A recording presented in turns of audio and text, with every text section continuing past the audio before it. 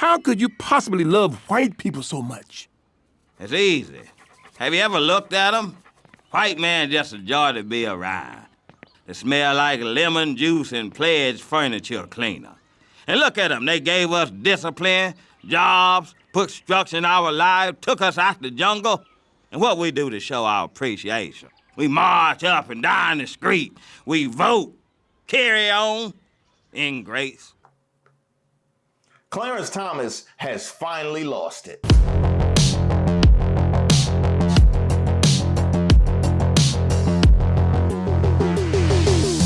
Hi, I'm Reese Waters, and I'm troubled.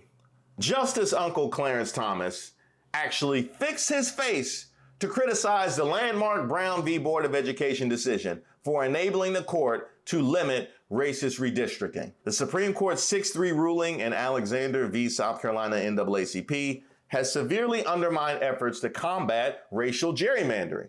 Justice Samuel Alito's opinion for the conservative majority dismantles precedents that protected against racist redistricting, giving state legislatures broad new powers to segregate districts by race. However, Clarence Thomas found Alito's opinion insufficient. I believe he said not anti-black enough. In his solo concurrence, Thomas called for overturning all precedents restricting gerrymandering, including those establishing one person, one vote. He argued that the Supreme Court has no constitutional authority to redraw maps and blamed Brown v. Board of Education for the court's overreach in redistricting. So if you're scoring at home, this man has gone after affirmative action, he's gone after voting rights, and now he's going after segregation, or rather, the thing that kept us segregated. Yes, separate but equal. That's the thing that he finds a problem with. I wonder what is next. Jim Crow, freeing the slaves? Well, really, Lincoln was wrong. Lincoln was wrong with the Emancipation Proclamation because all precedents are for the preservation of slavery. So if we're going by precedent, then obviously he had no authority. He had no authority to do that. That's not to mention the fact that I have read that, and it's a couple of typos in that too. It's a couple of, because he missed a couple commas and he missed a couple periods, all his T's not crossed. It should have been thrown out. It should have been thrown out. I myself outlined Clarence Thomas's consistent anti-blackness here. But I clearly should have made that a series because the man won't be finished until he's the only one left. Yes, we all know a Clarence Thomas, the kind of person when you travel on vacation and you see another brown face and you give the nod and he just stares at you crazy. Don't even give you the nod back. All you get is the energy of somebody mad that he's no longer the only one. You know, these are my white people energy. That is what we have on the Supreme Court. Now, Brown, the 1954 decision declaring racial segregation in public schools unconstitutional, is actually celebrating its 70th anniversary. So is this some timely contrarianism? Did he just find a way to, you know what, I'm just gonna rain on everybody parade because too many black people too happy. And you know, nothing gets my robe in a bunch than when I see black people happy celebrating something. Actually, I will let him off the hook for this. Thomas has actually long criticized Brown v. Board of Education. Yeah, he got a history of hating on the thing that took us out of segregation. Imagine that. Claiming it erred by focusing on the stigma of segregation rather than the constitutional harm of denying black children access to integrated education. He has opposed the court's integration efforts, arguing they were based on the false premise of black inferiority. What? So the argument was based on blacks' inferiority and not the inferiority of the conditions that black people were faced with? I'm pretty sure that was the basis for dismantling separate but equal, because wasn't no equal. wasn't no equal, there was no intention of being equal, and therefore there was no justification for separate but equal. But all of a sudden it's based on black inferiority. Everything that you have a problem with that has helped us is based on black inferiority, right? It was that was the justification for the voting rights thing, and that was justification for affirmative action, right? So I guess that will be your justification moving forward for the 13th Amendment, right? Well, it's based on black inferiority. I mean, really, because if blacks were equal, they would be able to free themselves. So ain't no reason for us to intervene and free them. And by the way, when that happens, I want to be the leader. Yeah, I keep them in line. Thomas's recent critique in the Alexander case reflects his frustration with the Supreme Court's role in addressing racial discrimination. Now, the case involved a South Carolina district that became competitive for Democrats. The Republican-controlled legislature reconfigured the district by moving thousands of black voters out and white voters in, solidifying the GOP advantage. A federal court found this map unconstitutional, but the Supreme Court reversed this decision, claiming that the legislature's intent was partisan and not racial. Oh, I get it, because it was partisan, but it wasn't racial. I get it. So it wasn't based on race. It was kind of just based on like culture. You know what I mean? Like they asked people, who Barry Manilow or Marvin Gaye? Barry Manilow? Okay, you in. Okay, what's our national pastime? Baseball? Okay, you in. How do you feel about the NBA? Well, they don't try hard before the fourth quarter. I prefer college basketball because they really give their all. They really out here playing for not just themselves and for the money. They are playing for the name on the shirt, not on the front of the shirt, not the name on the back of the shirt. Congratulations. Welcome to District 5. Alito's opinion raised the bar for approving racial gerrymandering, requiring plaintiffs to show that lawmakers targeted them based on race, not political assumptions. This effectively allows legislatures to diminish the voting power of black communities by redistributing them into districts where their votes are less impactful. So let's see, let me get this straight. It was based on political assumptions, but not race. Okay, it was based on political assumptions, but not race. So it's okay to make it based on political assumptions. Now, what were the political assumptions based on? Go ahead. I'll wait. What were the political assumptions based on, if not race? It wasn't based on race. It was based on partisanship. It was based on what we thought their politics would be. So what was the basis for what you thought their politics would be, huh? How new were their shoes? Whether or not they had rims? Exactly what was the political assumption based on? But that wasn't enough shuffling for Uncle Clarence. Thomas had to go further, rejecting the court's authority to invalidate any redistricting plans. He argued that the court's power to redraw maps emerged only in the 1950s due to frustration with resistance to Brown v. Board of Education. Thomas believes this power is inconsistent with the historical judicial authority and the framers' intent. Okay, so we are trying to recapture the intent of the people that own slaves. Is that what we're doing? Is that what we're doing in 2024? We want to recapture the intention of people. With regards to race, we want to recapture the intention of people that own slaves. I got it. I think I got it. Thomas linked the roots of the court's redistricting authority to Brown and argued that both are abuses of judicial power. He criticized the court's past decisions to outlaw malapportionment and limit racial gerrymandering, viewing them as overreaches. Thomas contended that the 14th and 15th Amendments address only ballot access, not the practical impact of gerrymandering and malapportionment on voting power. So you would take from that you at least want to ensure ballot access, but you didn't do that because you went after voting rights previously. Under Thomas's view, extreme racial gerrymandering, like Virginia's post-Brown tactics to suppress black political power, would be constitutional. He argued that courts should not intervene in redistricting which should be left to political branches, even if it means that racial minorities are effectively disenfranchised. And I would change that to especially if it means that racial minorities are disenfranchised. Thomas's stance raises questions about historical accuracy, as the post-Civil War amendments aim to ensure full equality for Black Americans, potentially prohibiting racial gerrymandering.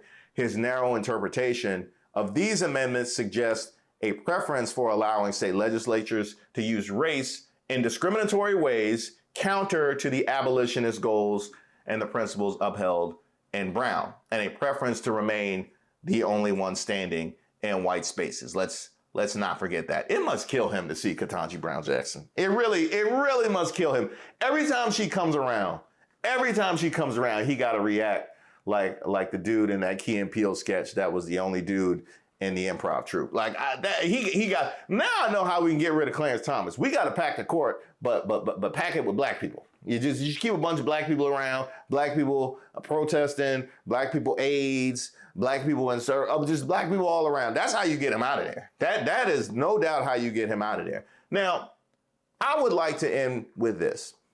Brown v. Board of Education is something that is extremely important to me because I am actually a descendant. I'm a great-grandfather of Levi Pearson, who filed a case in Clarendon County, South Carolina. That was one of the cases that Thurgood Marshall traveled around the country and looked at before he chose Brown v. Board of Education. So I've always felt close to Brown v. Board of Education.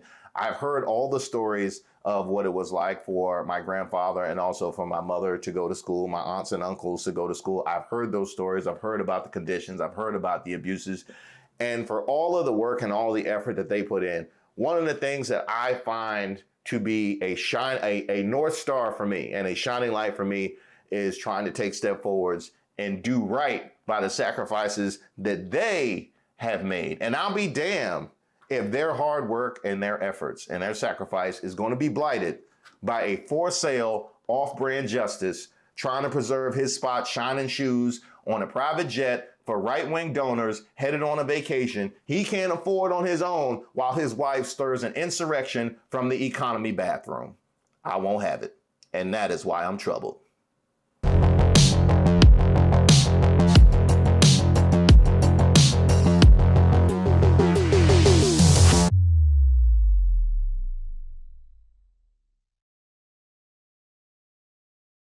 During Jim Crow, the Black family was together. That's right. During Jim Crow, more Black people voted conservatively. That's crazy.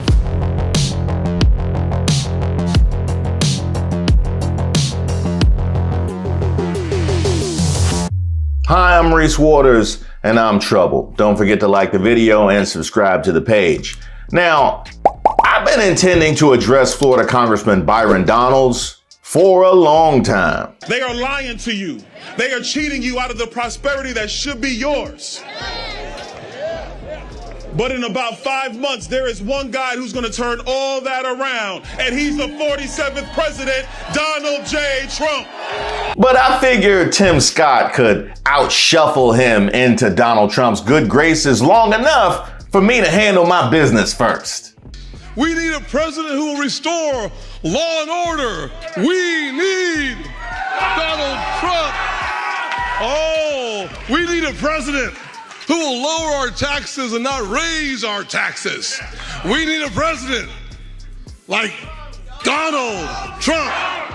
But no, Byron Donalds decided today was the day he wanted to go full ruckus. Appearing at a Trump campaign event in Philadelphia aimed at engaging Black voters, this man said he's starting to see the reinvigoration of the Black family, which he described as younger people forming nuclear family units and helping to breed the revival of the Black middle class in America. He went on to say that those family values had previously been eroded by Democratic policies that Black voters embraced after becoming loyal to the party due to the civil rights movement. Quote, you see, during Jim Crow, the Black family was together. during Jim Crow, more black people were not just conservative. Black people have always been conservative minded, but more black people voted conservatively. He then said, and then HEW, Lyndon Johnson, you go down that road, and now we are where we are. He added, referring to the former U.S. Department of Health, Education, and Welfare. You see, during Jim Crow, the black family was together. That's right. During Jim Crow, more black people were not just conservative, because black people always have been conservative minded, but more black people voted conservatively. And then HEW, Lyndon Johnson, and then you go down that road, and now we are where we are. Oh, you know, that whole civil rights movement and them pushing for full enfranchisement of black people. Oh man, that really will curry some favor. You know what I mean? That really will affect people's voting patterns, you know, when you see them as whole people. Now, it's so interesting that he mentioned Jim Crow specifically, because he could have just referred to that era of time, which still would have been problematic, but he could have just referred to that era of time. He could have said in decades past. He could have said in that century. He could have said something like that, but he specifically mentioned Jim Crow. I wonder what it was about Jim Crow that really warms his feet. Like, what was it about Jim Crow? And those of you who don't know, by the way, Jim Crow existed for about 100 years from the post-Civil War era until 1968. The whole intention was to marginalize African Americans. You know, the thing that we worked to undo with that whole civil rights movement, which married black folks to the Democratic Party. The whole idea was denying black folks the right to vote, hold jobs, get an education, and really any other opportunities for growth and development. Those who attempted to defy Jim Crow laws often face arrests, fines, jail sentences, violence, and even death. Public parks were forbidden for African Americans to enter, and theaters and restaurants were segregated. You know, Byron Donalds, the good old days. Segregated waiting rooms and bus and train stations were required, as well as water fountains, restrooms, building entrances, elevators, cemeteries, and even amusement park cashier windows. But you know, they were voting right. You know, when they were voting right. Laws forbade African Americans from living in white neighborhoods. Segregation was enforced for public pools, phone booths, hospitals, asylums, jails, residential homes for the elderly and the handicapped. Some states required separate textbooks for black and white students, which actually sounds like that might happen again. I'll be honest. Let me put a pin in that one. New Orleans mandated the segregation of prostitutes according to race. I mean, really, we can't even come together in a moment of love and short-term intimacy. We can't even come together for that. I bet that was one of the most problematic aspects of it, given how popular interracial is in any search. In Atlanta, African Americans in court were given a different Bible from white people to swear on. I guess that was the gospel Bible that we were given. We were given the gospel Bible, and I bet the gospel Bible was like twice as long, because Lord knows our services be way longer. Now, I actually went down a rabbit hole of Jim Crow. I'm no stranger to this era of time, as I articulated on this channel before. This is something that I take great interest in. But I went down this rabbit hole of Jim Crow, thanks to you, Byron Donalds. And there was stuff that even I didn't know. Did you know that black people were not allowed to show public affection towards one another in public, especially kissing, because it offended white people? That's right. Just a black couple minding their own black business, doing their own black thing, have to stop and watch themselves if white people happen to see them, or else they might become offended, which is so confusing, because Lord knows any association with a black man and a white woman was problematic. Here he has showing absolutely no interest. He's with a black woman. You should actually feel empowered. That should make you feel secure in yourself. But no, even that is a problem. It's almost like the problem is the thing. It's not what you're doing. It's that we want to find a way to create a problem. Now, Jim Crow etiquette prescribed that black people were introduced to white people, never white people to black people, which must be really confusing if you happen to be in mixed company. Quite frankly, in an instance like that, I would just rather not be around white people. It's just way too many rules to have to abide by. Now, white people, of course, didn't have to use courtesy titles of respect when referring to black people, like Mr., Mrs., Sir, or Ma'am, but instead black people were called by their first names, but black people yet had to use courtesy titles when referring to white people, and we're not allowed to call them by their first names. You can never assert or intimate that a white person is lying, and if there's a more abused rule of etiquette during the Jim Crow era, it was this one. So basically, whatever the white person says goes. And we saw that be deeply, deeply problematic when it comes to our criminal justice system. You can never lay claim to or overly demonstrate superior knowledge or intelligence of a white person. And I can't imagine some of the folks we got walking around today and not being able to call them out on their ignorance. In fact, that is probably what empowers them right now. I could think of a great number of people whose rise is purely because of the fact that nobody has checked them on their lack of knowledge or intelligence. That is something that really has survived far too long, not even from a racial aspect, just from a societal point. We definitely need to check people on their knowledge and intelligence, especially if they're going to be servicing the House of Representatives. You can never laugh derisively at a white person. We've all been in a group where people were playing the dozens or making jokes back and forth. And of course, if you don't laugh, that's going to be a problem. But if you laugh too hard, that's a problem too. You can never comment upon the appearance of a white female. We know all about that one.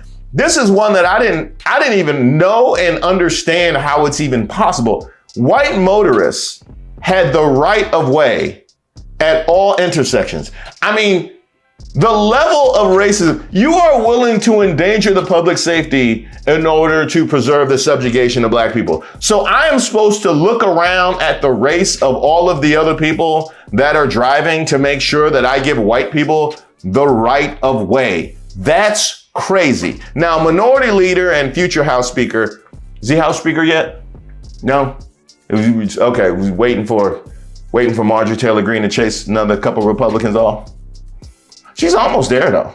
She's really done a great job. Okay, future House Speaker Hakeem Jeffries, like me, took great exception. Mr. Speaker, it has come to my attention that a so-called leader has made the factually inaccurate statement that black folks were better off during Jim Crow. That's an outlandish, outrageous, and out-of-pocket observation. We were not better off when a young boy named Emmett Till could be brutally murdered without consequence because of Jim Crow. We were not better off when black women could be sexually assaulted without consequence because of Jim Crow. We were not better off when people could be systematically lynched without consequence because of Jim Crow. We were not better off when children could be denied a high-quality education without consequence because of Jim Crow. We were not better off when people could be denied the right to vote without consequence because of Jim Crow. How dare you make such an ignorant observation? You better check yourself before you wreck yourself. Now, you know a man is serious when he quotes Rex in effect. That was well done by Hakeem Jeffries. I would actually say he raised the roof.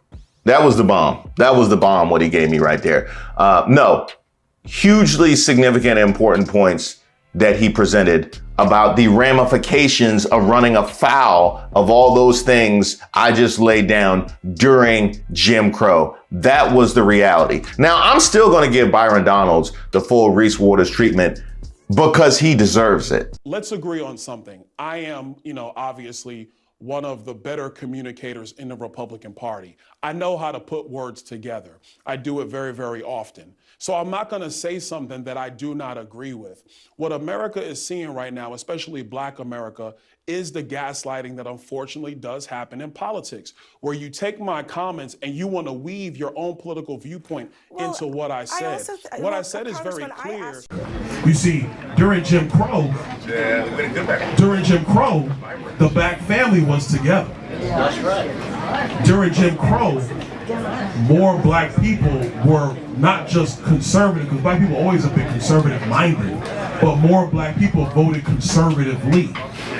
And then HEW, Lyndon Johnson, and then you go down that road, and now we are where we are. So look out for that coming soon, but here's why I'm troubled. It was bad enough to have to deal with Make America Great Again. Yeah, that's right. Who doesn't want to harken back to the glory days of America's history where black people were disenfranchised? That was bad enough, but you also see a rolling back of rules and laws and of society's fabric. You've seen Clarence Thomas on the Supreme Court gut the Voting Rights Act. You just saw him attack Brown versus the Board of Education, something I never thought would happen. I think of that as one of the greatest days in this country's history. And here we are in 2024 and it's being attacked. And here you have somebody hearkening back to Jim Crow. But what makes it all the more problematic is it's us. You have a black man hearkening back to the days of Jim Crow. You have a black man attacking Brown versus the Board of Education. You have a black man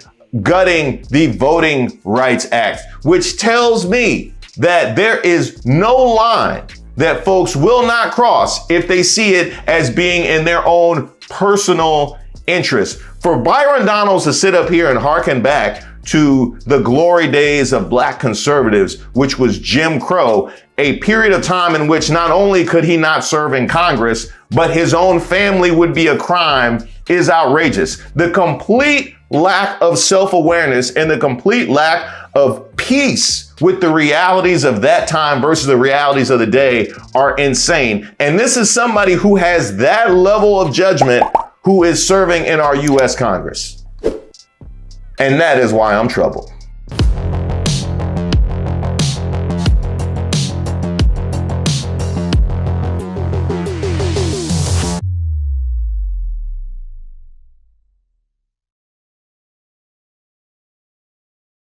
Let's agree on something. I am, obviously one of the better communicators in the Republican Party. I know how to put words together. I do it very, very often. So I'm not gonna say something that I do not agree with. Race has nothing to do with color. I ain't stupid. Cause there's a bunch of you black Anglo-Saxons.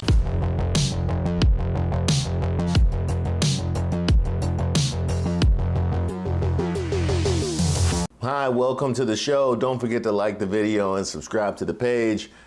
My name is Reese Waters, and I'm troubled. I mean, y'all heard what Byron Donalds said. You see, during Jim Crow,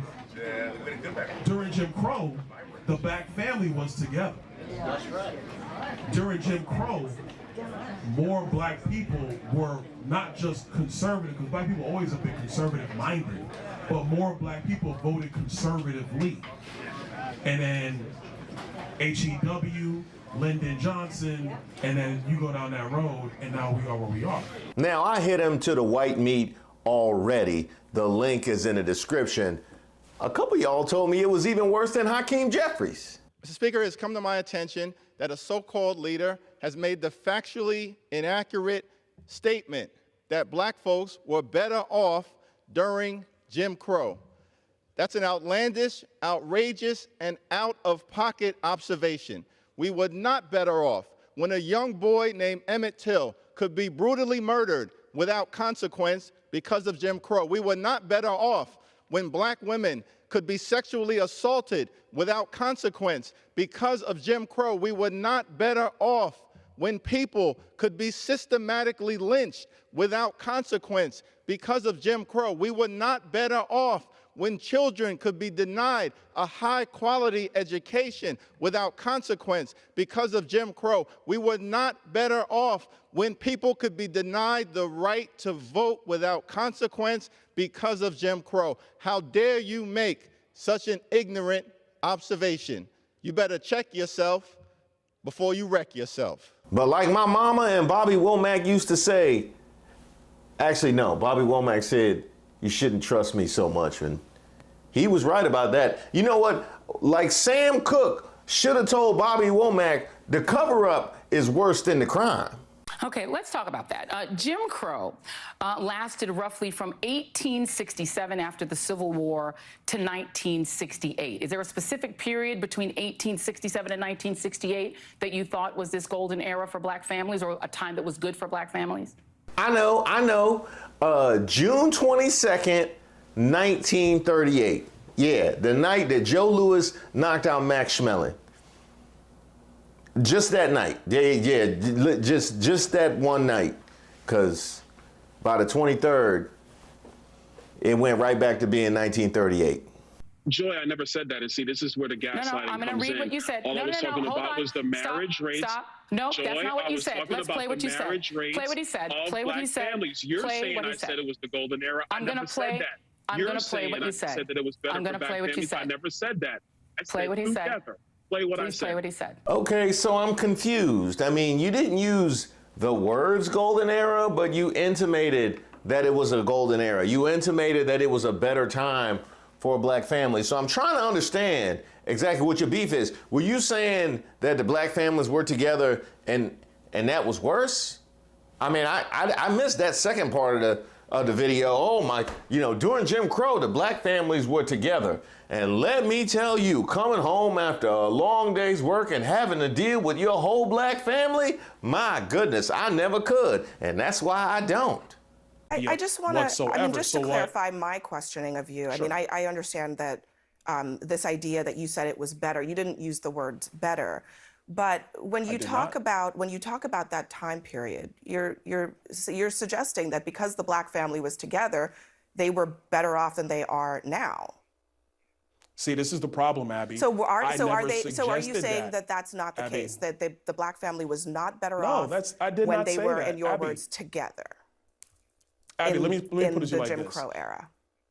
Let's agree on something. I am, obviously one of the better communicators in the Republican Party. I know how to put words together. I do it very, very often. Now here you have a man saying he's one of the better communicators, going on a whole press tour about how his words were misconstrued.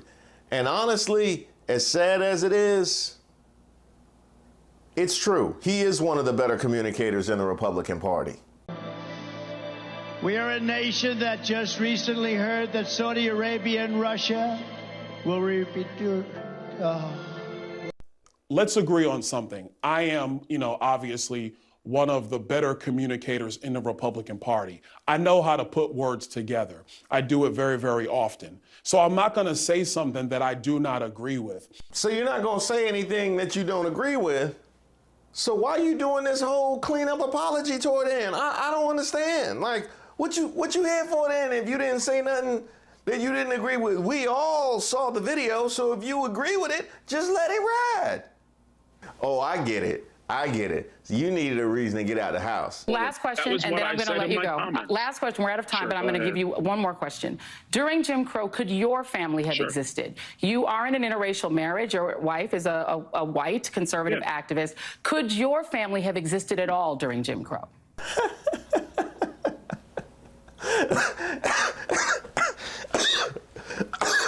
Oh, you gonna kill me, Joy Reid. That was good. During Jim Crow, could your family have existed? You are in an interracial marriage. Your wife is a white conservative activist. Could your family have existed at all during Jim Crow? No, it could not, Joy, and we all know that. But that's why I am blessed to live in America today as opposed to America during that time. But we cannot ignore the realities of not having fathers in homes. That is important for Black people today and all people today as we move forward for a better America. We are out of time. What I'm grateful for is that we do not live in the Jim Crow era and that fathers do not face the threat of lynching. I'm very grateful of that. Perhaps don't bring up Jim Crow when you're trying to make that example. Representative Byron Donalds, thank you for being here. Oh, shocking. They brought up fathers in the homes. It must be a Black conservative. I tell you, they put that talking point in a hologram and Black conservatives just come flocking. Y'all cannot make an appearance without referencing fathers in the home. Now, I addressed this very point in my Black conservatives piece. I'll put the link in the description. I hope you check that out. But Byron Donalds, where did the fathers go? I'm just curious. Where did all the fathers go? Where did all the Black fathers go? It's just a million-man march traveling around the country and they just never at home? Is that what's going on? Is this some sort of yoga retreat that they all have gone to for the last 50 years? I'm trying to figure out where all the fathers went. I'm trying to figure out Exactly, Walt. You like to mention fathers in the home. Where did they go? So if we want to talk about the crooked criminal justice system, or if we want to talk about discrimination in the housing market, or discrimination in the job market, the things that make it more difficult for fathers to be in the home and provide for their families, no. We just want to mysteriously talk about fathers in the home. Well, since this was your golden age where you're talking about Jim Crow, were the fathers in the home then? Huh? Because the fathers were able to be just plucked out of the home with no justice whatsoever, no investigation, no value placed on them by the state. That was Jim Crow. You know, the glory days that you speak of, with so many fathers in the home that were secure in their ability to stay there. Is that what you're talking about? And if you're actually going to compare economic policies and public policies between the 45th president and the 46th president, it's without question they were better under the 45th. Well, look, I mean, so if you're going to examine today, hold on, but Abby, if you're going to examine today in America and where we're going as Americans, then you have to have the right set of economic policies and the right set of public policies. I mean, Abby, you've been interrupting me the entire interview. I'm just trying to have a conversation. I'm going to interrupt you on the facts, Congressman. The black unemployment rate was the lowest in American history under Joe Biden just last year. The poverty rate for black people is the lowest under Joe Biden. All right, this man is totally out of material. I'll take it from here, Abby Phillip, with a shout out to Michael Harriot at the Griot, who did a deep dive on just how loud and wrong Byron Donalds was. Now, he said black families were conservative, or at least voted conservatively. Meanwhile, most black people couldn't even vote under Jim Crow. So what is you talking about? According to U.S. Census data, between 1880 and 1960, the majority of black Americans lived in the South, specifically in states that disenfranchised African American voters, which is why the Civil Rights Act of 1964, you know, that little tiny thing that married black folks to the Democratic Party. Yeah, that's why the Civil Rights Act of 1964's pre-clearance requirement prohibited these states from changing their voting laws without the Department of Justice's permission. It is impossible to know what the majority of black Americans wanted under Jim Crow if they couldn't vote. And that's not to mention the ones who could vote did it under severe intimidations. So is that what you're taking as law when it comes to where black people were politically? Something that you cannot calculate and something that was rarely done, and if done, was done under significant duress. I think Kim Jong-un bragging about his voter turnout and the percentage he got thinks that that is crooked. That is all the way left. That is like my wife bragging to me about my 2 kids voting her as our favorite parent. There's just no justice in that. There is absolutely nothing right about that, although they probably would do that. I think they probably would do that. That's why we don't have elections here in my house. But even if we consider the votes of black people who did vote, there was never a time in U.S. history when the majority of black voters supported conservative politics. Shortly after the Civil War, Southern Republicans initiated the anti-black Lily White movement to prevent black voters from gaining control of the party. Meanwhile, conservative Democrats didn't allow black people to attend their conventions officially until 1924. Now, although a majority of black voters supported Franklin Roosevelt's campaign, it wasn't until 1948 that most black voters identified as Democrats, 77% at the time. And by then, white voters had fled the Democratic Party because it was no longer conservative. So help me out with something, conservatives.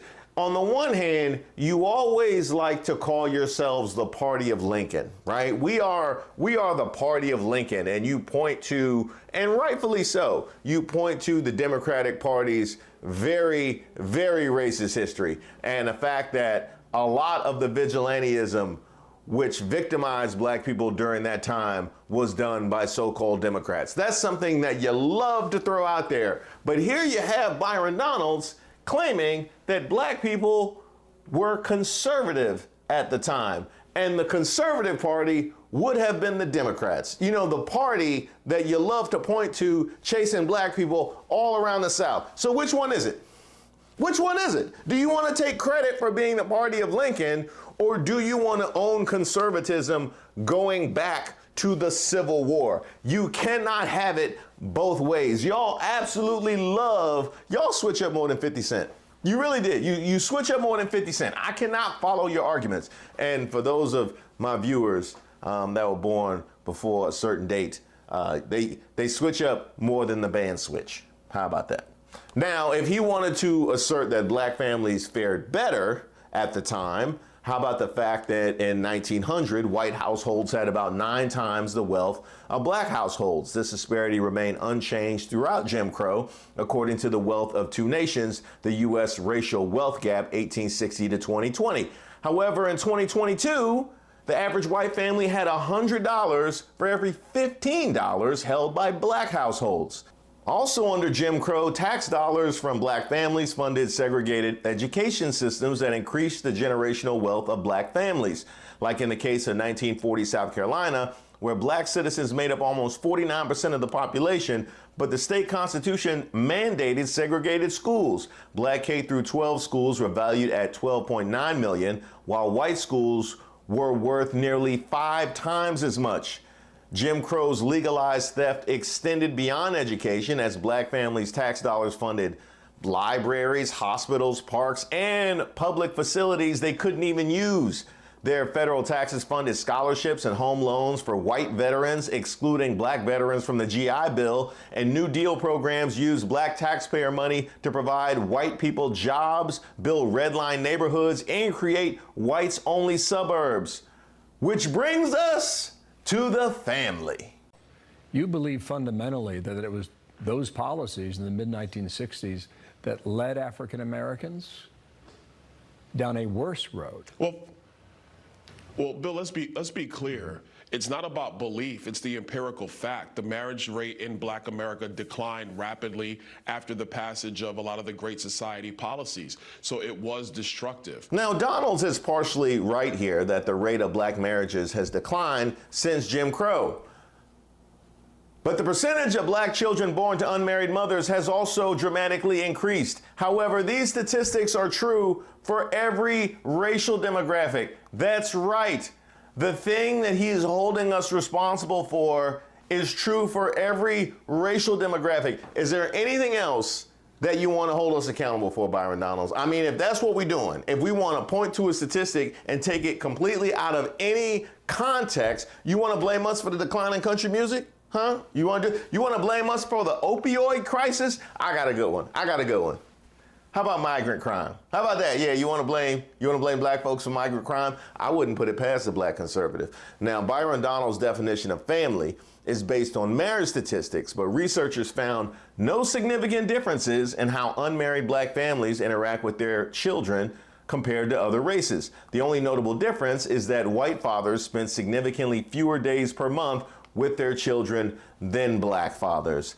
Now I'm finished with you, Byron Donalds. At some point, I'll do a deep dive because I haven't actually done justice to what got us here and exactly how you made your way down the path of embarrassment and shame to sit in front of us at the podium as the #1 disappointment. But for right now, I'm gonna let Paul Mooney finish it. Race has nothing to do with color. I ain't stupid. Because there's a bunch of you black Anglo-Saxons. That skin is black, but that brain is white. And when I get mad at you, guess what I call you? You graham cracker motherfucker.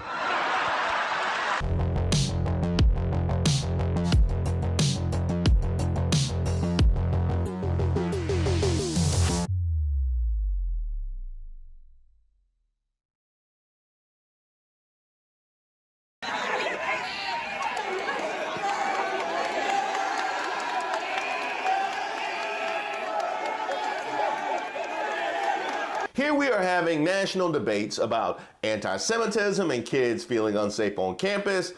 But it's nice to know we can all unite, come together, and celebrate anti-black racism. No, it's kind of like mother's milk to America. Some good old anti-black racism just always settles the stomach, doesn't it?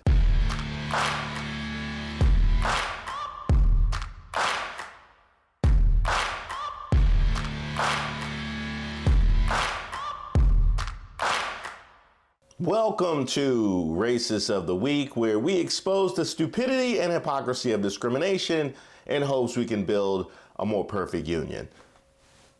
And also laugh. As usual, I would like to thank today's sponsor, Racism. And don't forget to like and subscribe to the page, and definitely leave me any possible suggestions for nominees in the comments. Today, we're going all the way down to good old Mississippi. No, Brett Favre isn't on the take again. No, I just thought he should hear this. Our first nominee, Ole Miss. Now, this generally is the part where I set the scene, but the video does it so much better.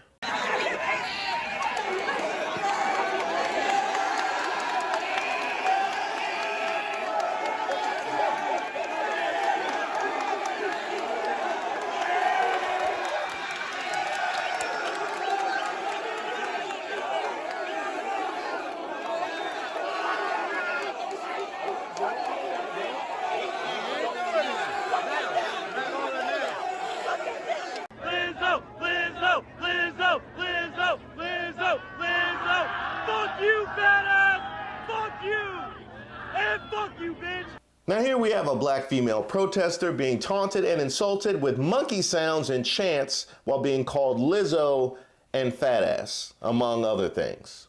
Now, in a situation like this, I think it best to remain calm. Yeah, I want to slow cook this. So let me ask you, what is the objection to the protesters?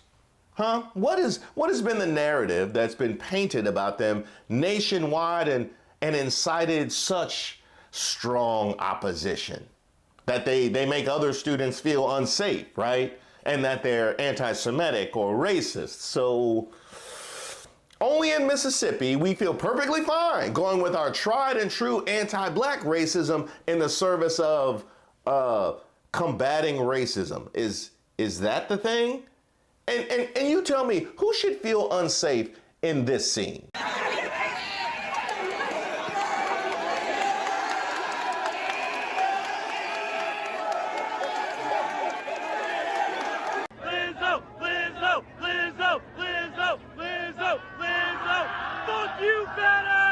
Now, the primary antagonist has been identified because the internet is better than the feds.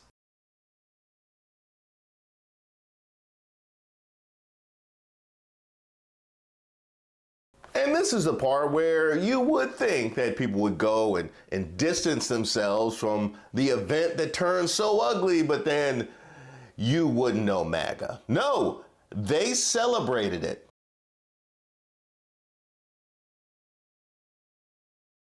Ah, yes, of course, Phil Holloway, because who wouldn't want their child to enjoy an environment where she's free to yell, curse, and make monkey noises at black people? You know, to combat anti-Semitism, of course. And there was no shortage of this sentiment.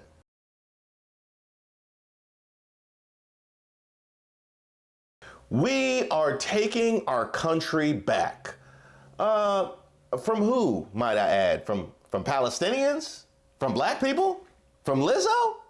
Yeah, you're taking our country back, all right, all the way back to 1964.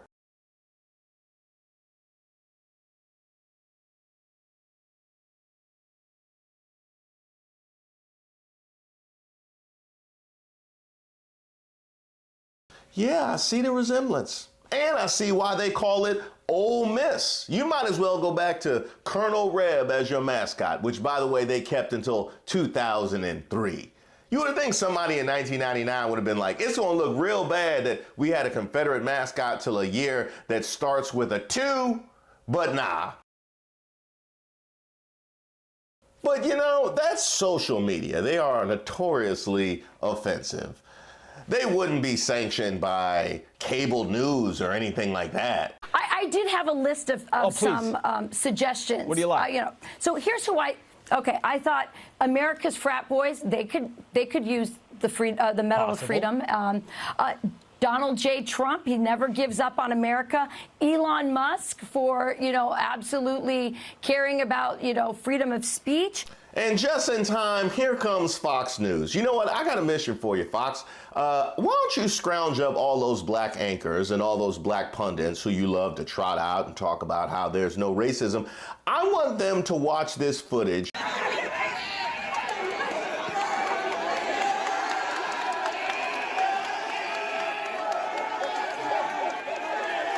and give their commentary. Yeah, that is what I want. I want the Fox black anchors and commentators to come out and explain this. Not only explaining this, but explaining how you have somebody else go on their airwaves and say they should get the Presidential Medal of Honor. I would love to see it. Now, there is some good news in all this. At least no public officials or politicians got involved.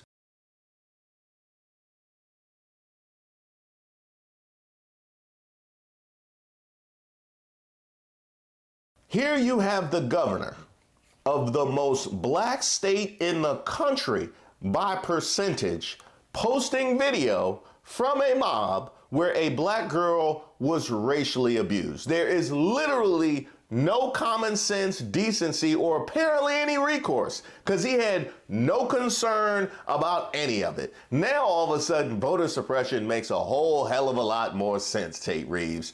Here we are having national debates about anti-Semitism and kids feeling unsafe on campus. But it's nice to know we can all unite, come together, and celebrate anti-black racism. No, it's kind of like mother's milk to America. Some good old anti-black racism just always settles the stomach, doesn't it? Now the ignorance doesn't stop there. The video the governor posted was the kids singing the national anthem, which also got me thinking, the anthem and taking our country back. So let me see if I got this MAGA math straight.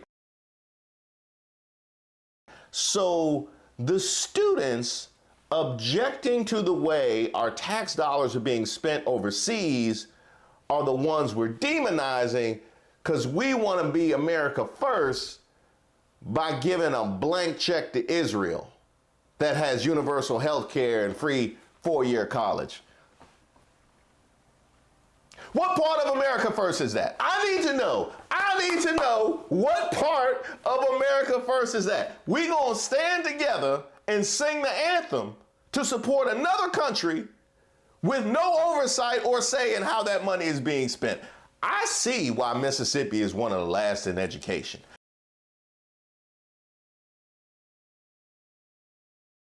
Now you might be thinking to yourself, well, the governor posted the anthem, which is, as I outlined, is dumb in and of itself, but maybe he didn't know what happened. And if that's the case, he's not fit for office. He must be another DEI hire. But you know who definitely knew what happened? Georgia Congressman Mike Collins.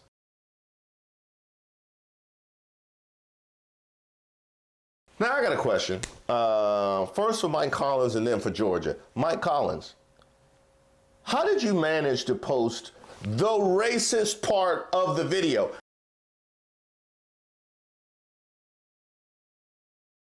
I mean, it was a lot of other portions of the video you could have posted. You posted the racist part.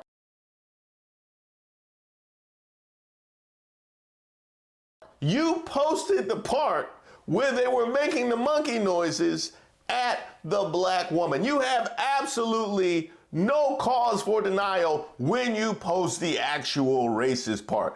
That is like somebody posting all their crime plans on Instagram or doing the money phone immediately after committing said crime, which sadly still happens in 2024. Now, Georgia, here's the part where I need to holler at you. You have given us Marjorie Taylor Greene, Rick Allen, the dude who uses the Bible to inform his foreign policy decisions, because I remember, what was it, Leviticus that said ye shall follow Benjamin Netanyahu? I believe it was Leviticus. And this dude who posts the racist part on social media. I mean, how dumb you gotta be to post the actual racist part? I think the most popular college students right now are the ones at UNC. God bless those UNC frat guys for taking down the Palestinian flag and putting up Old Glory. Giving us some hope there that not all college students have gone woke. They should be celebrated for, and what be more rare is their bravery. Now I see why he's the nominee.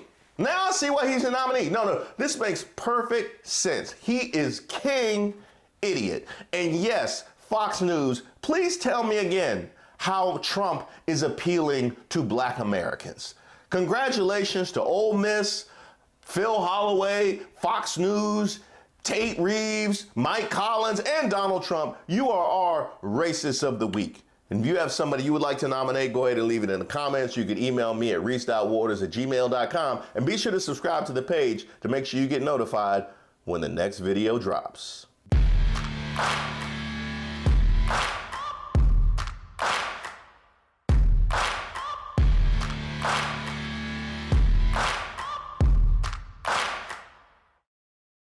The reason we're all here is to support President Donald Trump. And I'm also the Assistant State Director of Brexit. Yay!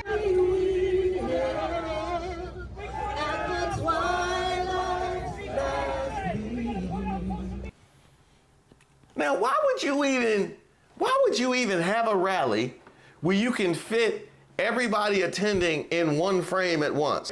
Y'all would have been more comfortable just at somebody's house.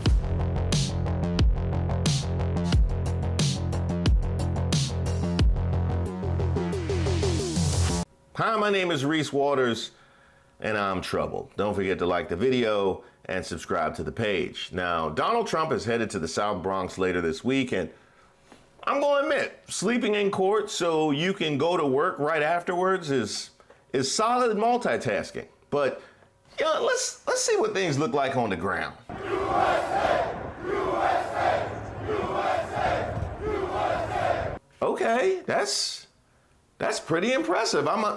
Oh, wait, no, what's that? Oh, it was fake?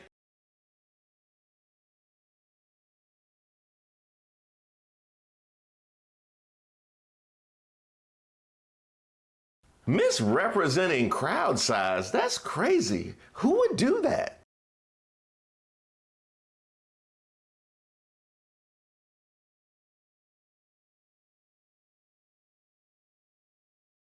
Okay, what does it really look like?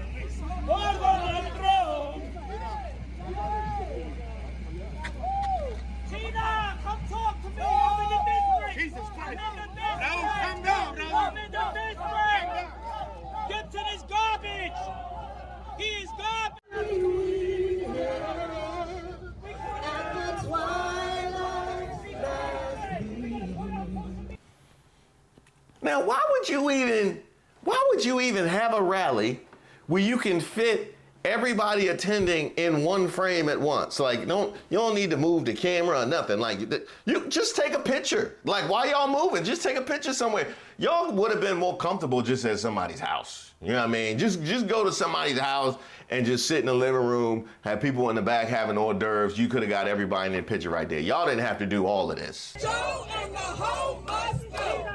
Joe and the hoe must go. Joe and the hoe must go. It ain't a real black conservatives meeting until we start disrespecting ourselves, right? We can't have a group of black conservatives get together unless we're gonna disrespect black people. No. As much as they hate Joe Biden, she's a hoe though. She's a hoe. Joe and the hoe must go. We're here to address Governor Kathy Hochul.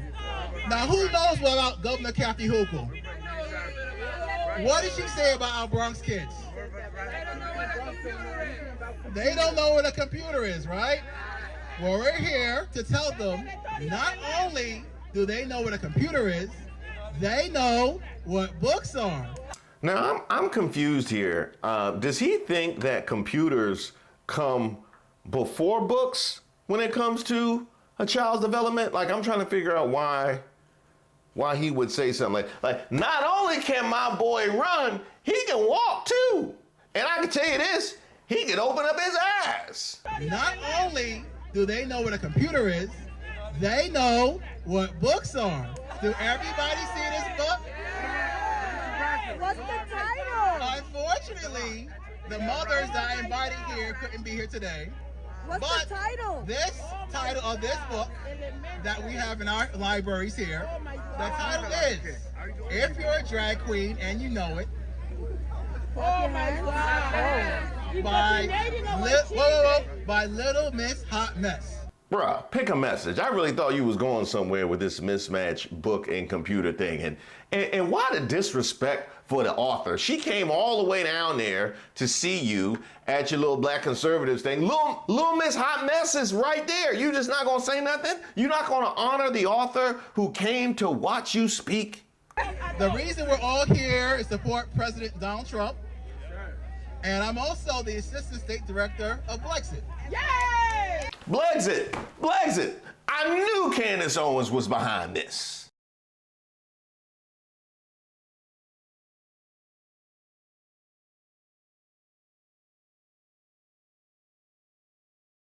Black exit the Democratic plantation mentality of thinking. And we're here to say that Black lives. Thank you very much, family. I'm sorry, did you say Black Lives MAGA? Black lives. Black Lives MAGA. That's what we're doing now? That's what we're doing now, Black Lives MAGA. Like y'all can't come up with y'all own sayings at all. No justice, no cheese. No justice, no cheese. Ha, ha, I'm black and I'm loud. Because I know you ain't proud. I got it. I'm black and I'm cowed. But while we're on the topic of Black Lives MAGA, you ever wonder what Marjorie Taylor Greene would be like if she was brown? I shout out my patriots from Albany, from Buffalo, from Rochester. I shout them all out. We need to come out of the closet. There's patriots that are listening to the sound of my voice behind those windows that are afraid to come out of the closet. You need to come out of the closet and let yourself be known. Truly terrifying. Like, even more so. We got to come together, Latino, Black Americans, white Americans, Jew Americans, to save this country. They are only interested in stripping us of our sovereignty, stripping us of our rights, stripping us of our religious rights, stripping us of our freedom of speech. They are moving fast. And we have to get together to make sure we support Donald Trump, to make sure we have somebody in the White House that will stand up for us. Oh, taking over our sovereignty. How about our votes not mattering because of rampant election denials? How about that? Or our religious rights? So I guess if you have one religion just immerse itself into our federal government, which was actually forbidden by the founding fathers, but if you were to have one religion just immerse itself into our federal government, that probably would infringe upon religious rights and freedom of speech. Boy, do I gotta tell you about what's going on these college campuses. You're in the Bronx, you're not too far away from the epicenter.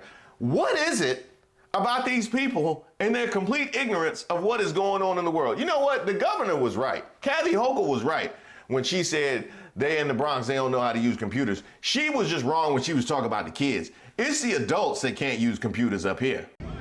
It's May 18th, 2024. I'm here with my friend Derek Gibson. Derek is the organizer of this event. We are in the Bronx, and this is Blacks for Trump event. Thank you so much for organizing this and for all of your hard work that you've done across the nation. Well, thank you. This is Black Patriot Rally for Trump. We out and about. We're going to different cities across America, waking our community up, the Black community. What we're trying to do is break the loyalty from the Democrat Party that has taken our votes for granted for the last 7 or 8 decades. It's time to wake up. It's time to move on and try to get our community a piece of the American dream.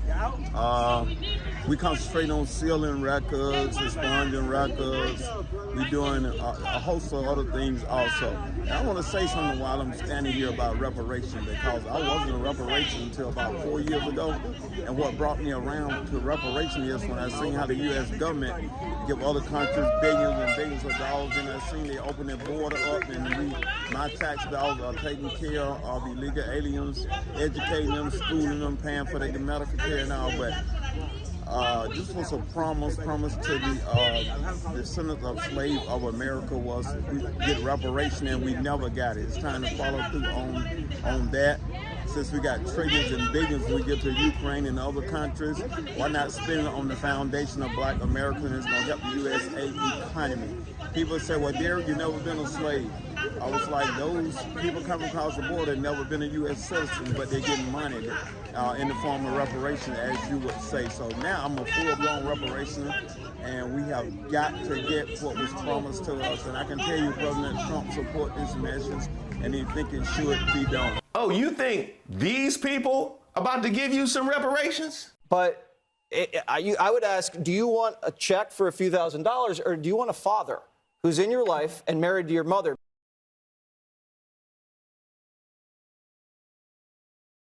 The lawfare that is being used against President Trump as a black man, I can tell you from the black community, this is how we've been done for decades. The justice system put things on us, put innocent blacks in jail. There's so much going on, so we can connect with President Trump and what he's doing. He just happened to be an orange man. They're using on him now in the form of president. So we feel you, President Trump. We with you 100%. We got your back, and you're gonna be surprised until you're probably gonna have probably 40% of the black community coming over to your team. I love that, and I have known you for several years. We met here in New York City when Derek was running for governor of this great state. Wait a minute. He looks familiar. Don't he look familiar to you? I know him from somewhere. I'm here to support President Trump. You want to know why I'm here to support President Trump? Because they done did black men like this for decades. Make up charges and put them, so I know Trump is innocent. I support Trump against this corrupt, two-tiered justice system. That's why I'm here to show my support as a black man for Trump. And I'm wearing my shirt, Niggas for Trump 2024, and I mean that. What do you think about the indictments? Oh, it's a bunch of bullshit.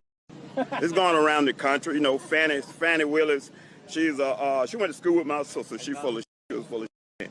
So she's a puppet for the white liberal that is controlling everything. She's in front, but the white liberal back there pulling those strings, telling her what to do. That's what I think about her, making a fool of herself. Do you think it's going to help his election? Of course it is. It's going to elevate him all the way. I think we should make Trump king. That's how I feel. We should make him king. Wouldn't that be kind of like communistic? No, that's nowhere near communist. No, we're just going to make him king, but we still got our freedoms and rights and everything. He for that. Yeah, Trump for king 2024. That's actually my URL. I own that URL. You own that URL? Can I get your name? Really? Oh, my name is Niggas for Trump 2024. I can't Derek write that. I knew it. I knew it.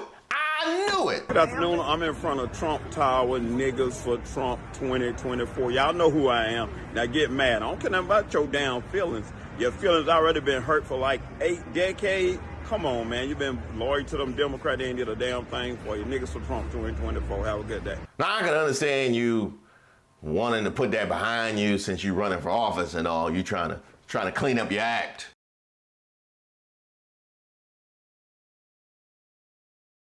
Oh, okay. Never mind. You do you, player. Black lives. Black lives. Black lives. Thank you very much, family.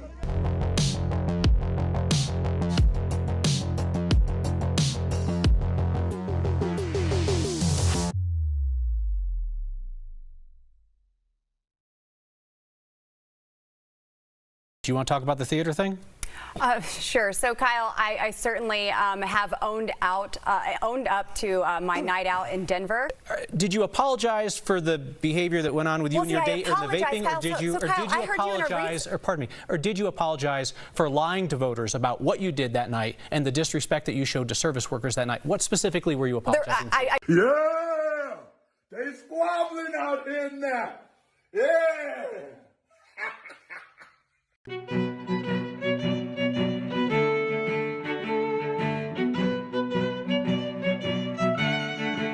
Welcome to Street Politics. My name is Reese Waters. Don't forget to like the video and subscribe to the page.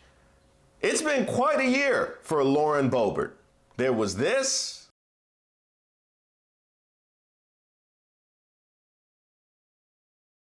And then there was this.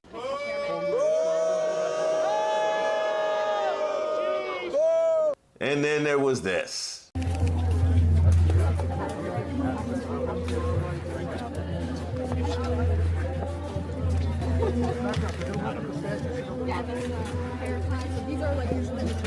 We're blocking it. Everyone else are blocking it, sir. Stop! Excuse me, that's not private. No, private property. Excuse me. This is, yes, it is private property. And then there was this.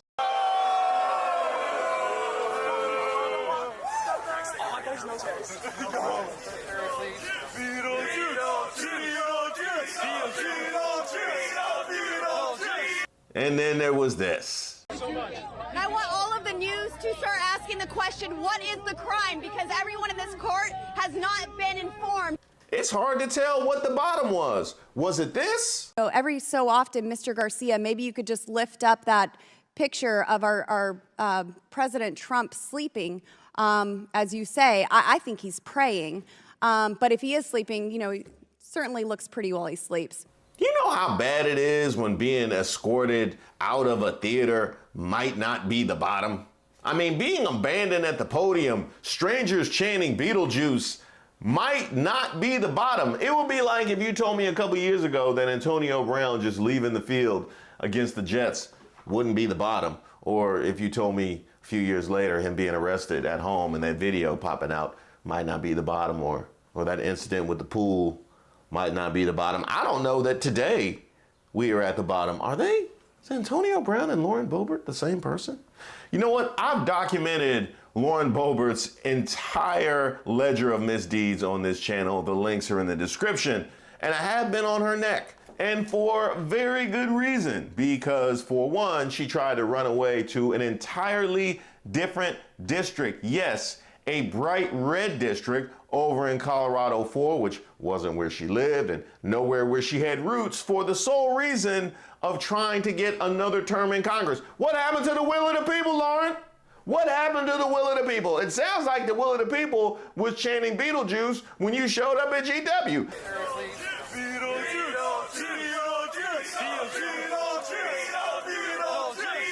That sounds like the will of the people. But if she gets that second term, she becomes eligible for a lifetime congressional pension. Yes, paid for by you and me. That's right, somebody with a whole family mugshot album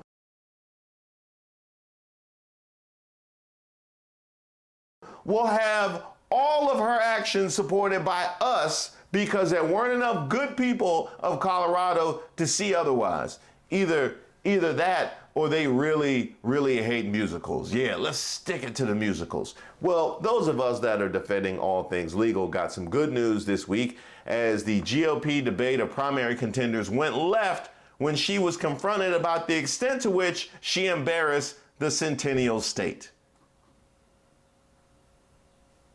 Yeah, the Centennial State. Colorado, the Centennial State, y'all didn't? Okay, fine. The state of Alex English and Carmelo Anthony and Champ Bailey. That was about the softest reference that he could have made, but do you want to talk about the theater thing? Sure. So, Kyle, I certainly have owned up to... First of all, props to the moderator, anchor Kyle Clark, for calling it the theater thing. I appreciate that. And Lauren Boebert, how do you show up to this debate not prepared to talk about the theater thing? I mean, if there's something you should be well versed in defending and deflecting from, it should be the theater thing. They bring up the theater thing. I didn't know we was gonna talk about last year. I didn't. Why you bringing up old stuff? But do you want to talk about the theater thing?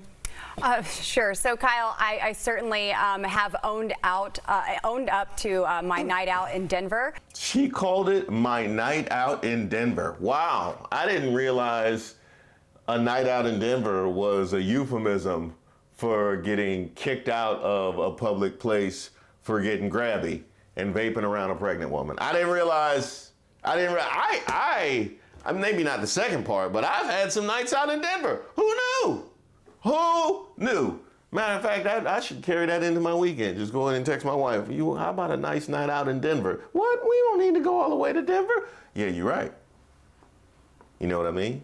You know what I mean? I certainly have owned up to my night out in Denver, and I've gone on that public apology tour, and I'm grateful for the mercy and grace that has been shown. But I'm not going to continue to live life in shame and be beat up by this. You know, that's where you're wrong, because you probably should. Like, you probably should do that. You know, I think at this point, if I were you, I would be content to live life in shame. But I'm not going to continue to live life in shame and be beat up by this. And I would like to go back to my legislative record. You would like to go back to your legislative record? You better off talking about your night out in Denver. And I would like to go back to my legislative record for just a second. We're not going to do that. You had plenty of time to answer the question. You chose not to. That's fine. I just want to make sure. I'll have more time. And you have Don't apologized for the theater incident. I certainly have. And I just want to make sure. Did you apologize for the behavior that went on with you and your date and the vaping, Kyle, or did you apologize? Or pardon me. Or did you apologize for lying to voters about what you did that night and the disrespect that you showed to service workers that night? Yeah! They squabbling out there now. Yeah! Yeah! Yeah! They squabbling out there now. They squabbling out there now. Where's my spray? That was sensational. It's not enough to give this little BS apology. I need to know what you are sorry for. That is exactly what we ask of children. You don't just say, I'm sorry. What are you apologizing for? Because if you're just apologizing, I have no reason to think your behavior will change. And clearly, your behavior ain't. Did you apologize for the behavior that went on with you and your date and the vaping, or did you apologize? Or pardon me. Or did you apologize for lying to voters about what you did that night and the disrespect that you showed to service workers that night? What specifically were you apologizing for? I don't believe there was disrespect. There were things that were absolutely taken out of context. Only a MAGA would tell me that something we have video of was taken out of context. Well, a MAGA and Stephen A. Smith, which... I don't believe there was disrespect. There were things that were absolutely taken out of context. There's video of your interactions with service workers. I'm asking, right, are you apologizing for the lying to voters? It's been reported that I flipped someone off, and I did not. So, I mean, I think it's been very mischaracterized. I'm apologizing for you, Kyle Clark, getting footage and releasing that, and people seeing this in a very private moment. Did she call what happened at a theater a very private moment? Oh, so it's private for you, then it gets to be private. Is that what it is? If you just decide that it's private, you can just have a private moment wherever you decide to have a private moment, and we just need to respect your privacy. You probably really do think that, because if you didn't think that, you wouldn't have found yourself in this spot in the first place. I think we found the error of your ways, Lauren Boebert. See, public and private is a decision that we make collectively. That's not a decision you make in your own head. Because when you make it in your own head, the boys will come get you. I'm apologizing for you, Kyle Clark, getting footage and releasing that, and people seeing this in a very private moment. Certainly. It was very important to figure out whether you were telling the truth you just had or an whether a interview public recently with agency was CityCast lying about your Denver. conduct. You just Either had way was an very interview with important for CityCast Denver, and you were saying how... I think that's another excellent point that Kyle Clark made. This whole thing became public because she tried to call out the theater and say that they were lying about her conduct, which was why the video became public. The kind of judgment that it takes, knowing that you were out here playing grab ass in the middle of Beetlejuice, trying to defend allegations of vaping, wasn't even the fact that you was rounding second, okay, in row F. Okay, you rounding second in row F had nothing to do with the initial allegations. You tried to defend yourself against that, claim they were lying when you knew that you had a double going for a triple and they might have video of it. That is the level of judgment that we have on Capitol Hill right now. I gotta give a special shout out to 9 News Denver anchor Kyle Clark. He absolutely crushed that. And you know what? he wasn't done frying that fish. Republican Congressman Lauren Boebert is once again taking credit for federal funding for Colorado projects that Boebert actually voted against. Boebert's office sent out a news release bragging about her role in securing funding for projects like highway safety improvements and water reservoir construction in southern Colorado. Boebert requested that funding through the earmark process, which is when members of Congress add local projects to bigger spending bills. In this case, Boebert's earmarks were part of the government spending bill that passed in early March. Boebert is one of 40 Republicans who obtained earmarks and then voted against the bill. She was out calling it, quote, swamp omnibus bill, and said that it funded Democratic priorities. So he just had to bring it up.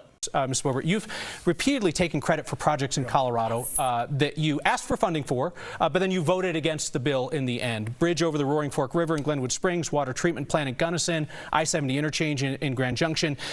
You're able to vote no and get the praise for voting no because you know that there are enough other Republicans who are willing to vote for those bills so they'll pass. My question for you is this, and just a short answer, it truly is a yes or no question. If you were the deciding vote, would you still have voted no and killed all of those projects in Colorado that you now take credit for? Yes, and I would have worked for a process. I would have worked for a process to get those over the line, but I worked to get those in, and I have had over 80 initiatives signed into law through the appropriations process. I appreciate the direct answer. Thank you very much. Yeah. Now that is how you moderate a debate. By the way, somehow Lauren Boebert, after running away into this bright red district, finds herself trailing the Democrat in the polls. Mwah! You love to see it. You really love to see it. And I also second those who call for Kyle Clark to moderate more of these, kind of like permanent QB back in the day when we didn't have enough people to play football. That was always fun to be permanent QB. Not that I was permanent QB. They had me. I was permanent bench. Yeah. I was permanent bench. I'm still hurt by it.